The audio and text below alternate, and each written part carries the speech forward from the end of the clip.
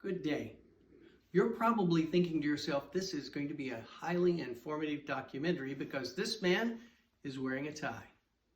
In our society, ties have become synonymous with intelligence and authority.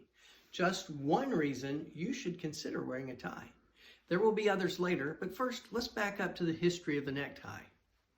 When did neckties begin, and why did men wear cloth around their necks?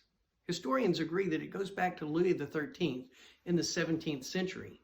He hired a group of Croatian mercenaries who wore a piece of cloth around the top of their jackets to hold the jacket together. Functional, yet highly intriguing.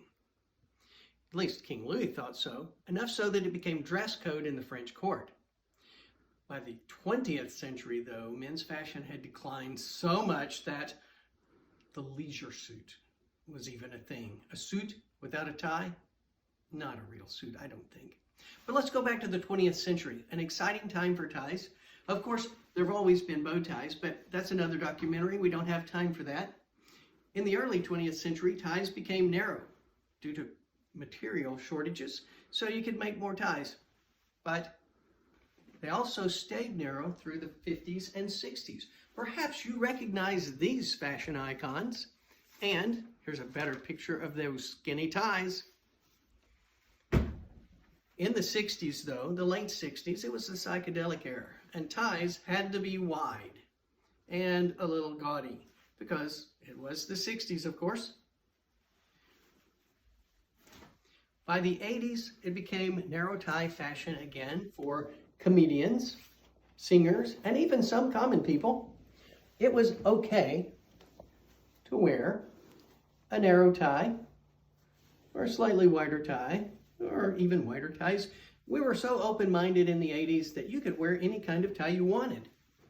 And now it's pretty much fair game. There are a lot of options for ties.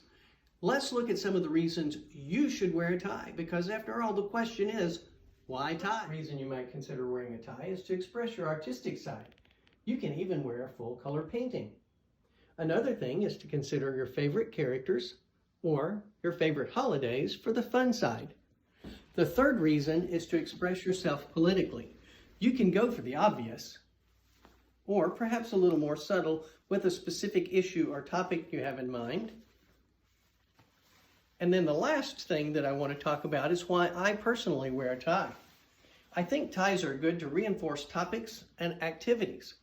When I assign speeches in my speech class, we have a tie for joke day, quote day, story day, and there is a story behind this tie. And if you're taking a special issue in persuasive speaking, you have to put your name on the line. The final question that we come back to is, why tie?